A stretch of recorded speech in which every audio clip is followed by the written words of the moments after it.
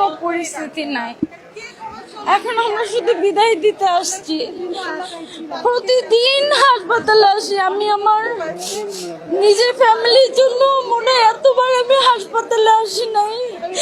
তানিন যেদিন হসপিটালে ভর্তি হয়েছে এই পপুলারে, ভোর 5টায় আমি ফেসবুকে পোস্ট দেখা মাত্র রাত 5টা বাজে আমি চলে আসছি হাসপাতালে। সেই 3 তারিখ থেকে শুরু করে আজকে 10 তারিখ প্রতিটা দিন আসছি, শুধু ঈদের দিনটা ছাড়া এভরিডে আমি আসছি। আজকে তো শেষ আসছে ওকে বিদায় দিতে, আর আর কি করবো। তানিনের সঙ্গে কি আপনার এমন কোনো কথা হয়েছিল যে না বলা কথা, আসলে অনেকেই জানে না কিন্তু আপনাদের বন্ধুদের বলে গিয়েছে? অনেক না বলা কথা আছে, কিন্তু এখন বলা ঠিক হবে না। ও এখন চলে গেছে, আমরা শুধু চাই ওর আল্লাহ ওকে ভালো রাখুক। আসলে জানেন আমি না এতবার আল্লাহকে বলছি, আল্লাহ তুমি ওকে হায়াত দান করে, হায়াত দান করে। আমি ইন্নানিল্লাহ আজকে পড়তেই পারতেছি না। আমি কিছুক্ষণ আগে আইসিইউতে গেছি, 7টা 57 মিনিটে ওকে অফিসিয়ালি ডেথ ঘোষণা করা হয়েছে। আমি 6:30টায় ওকে আমি লাস্ট দেখতে গেছি আইসিইউতে। ওর জাস্ট এই বুকটা না এরকম করে নড়তেছে, এরকম করে নড়তেছে। আমি ডক্টর বললো যে ওর 99% নাই, জাস্ট 1% আছে।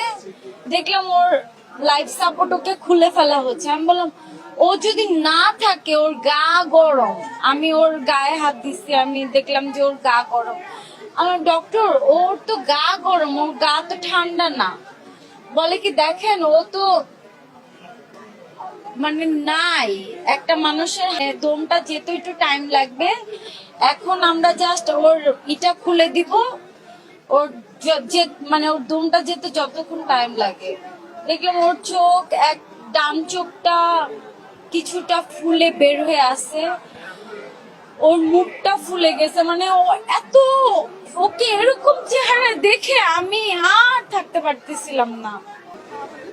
আর কি বলবো, আমি তো গতকালকেই জানি, ডক্টর বলেই দিছে, গতকালকেই বলে দিছে। আমরা আর পারতেছি না, আমরা শেষ চেষ্টা করছি, আর পারতেছি না। গতকালকেই আমরা জানি, কিছু করার নাই।